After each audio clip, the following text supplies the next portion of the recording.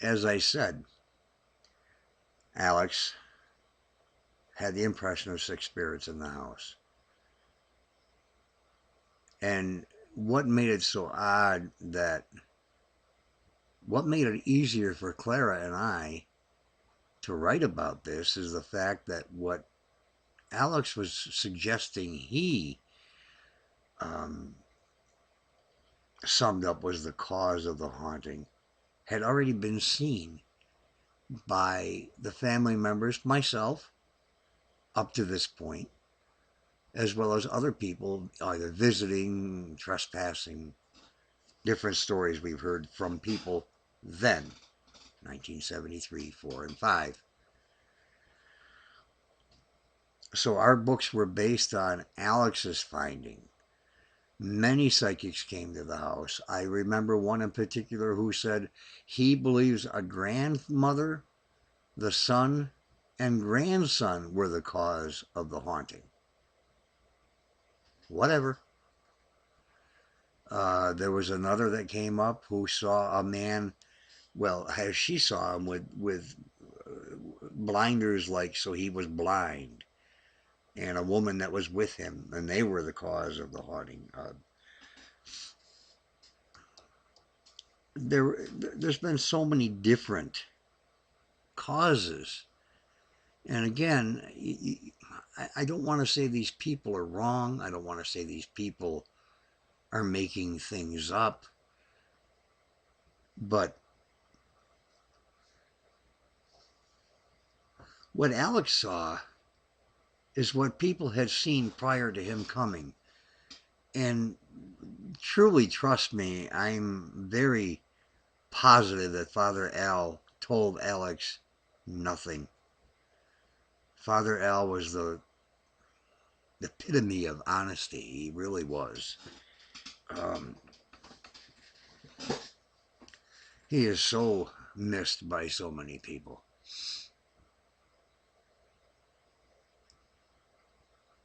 So we have that part of the story I can't understand is the fact that we base our books on only the impressions of one psychic. Now, Alex did at one time mention a stagecoach run in the area. Let's get to the history of the house and who owned it. In 1876, 1870 actually, but let's start with 1876. We don't really care about those first 4 years.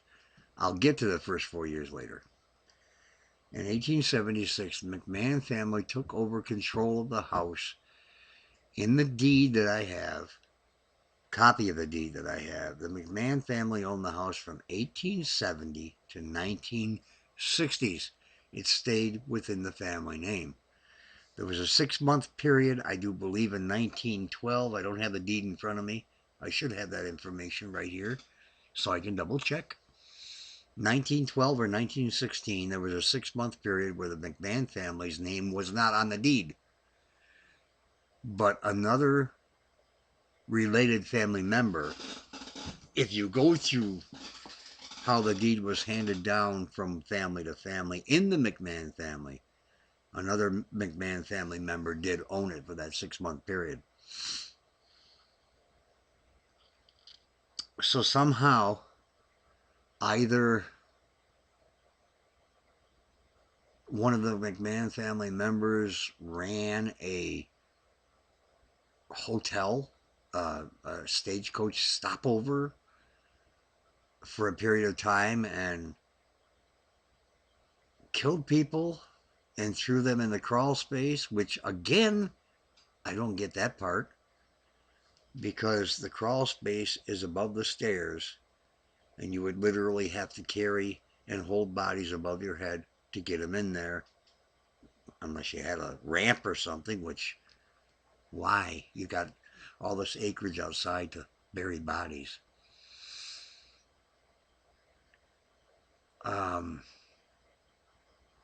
Alex did say he saw bodies in the crawl space area.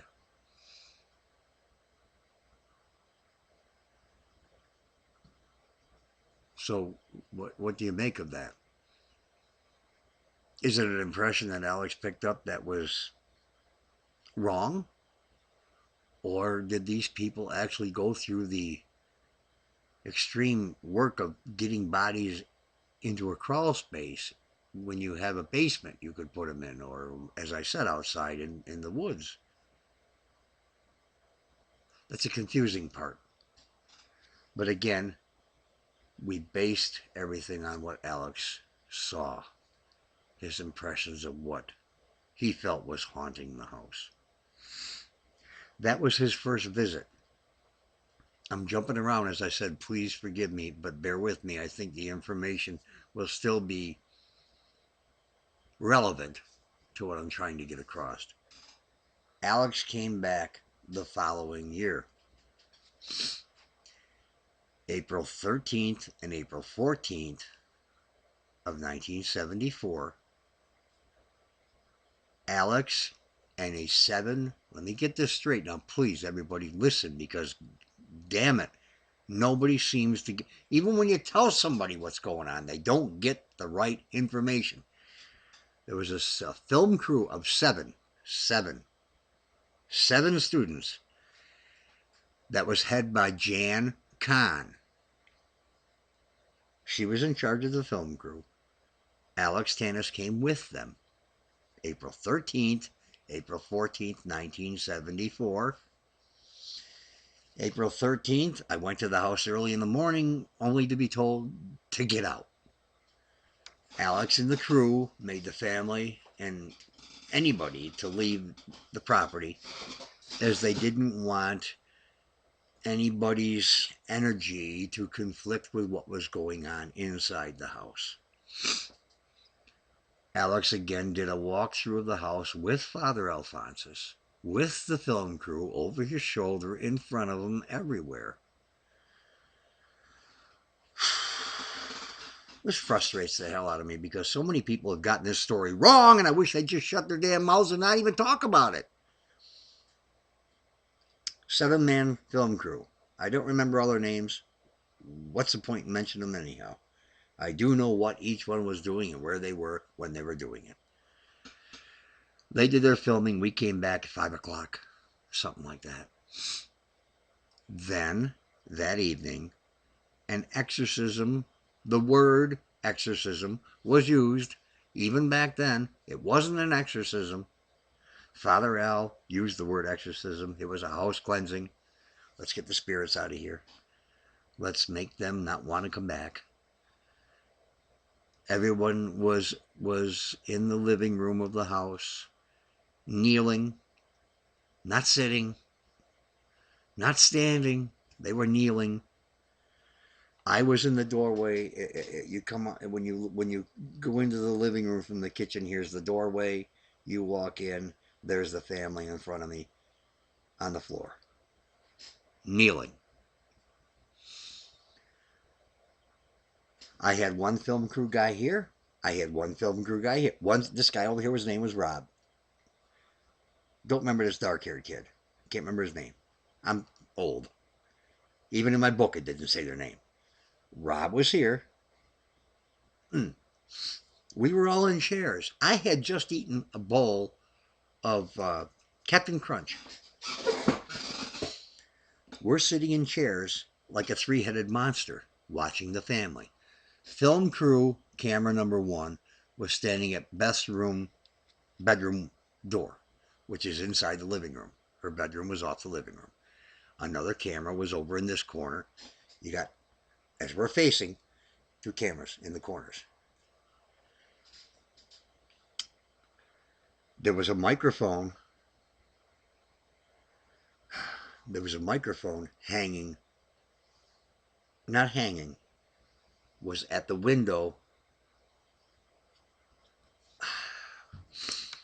There was a microphone by an open window, screen. There was a screened open window in the kitchen.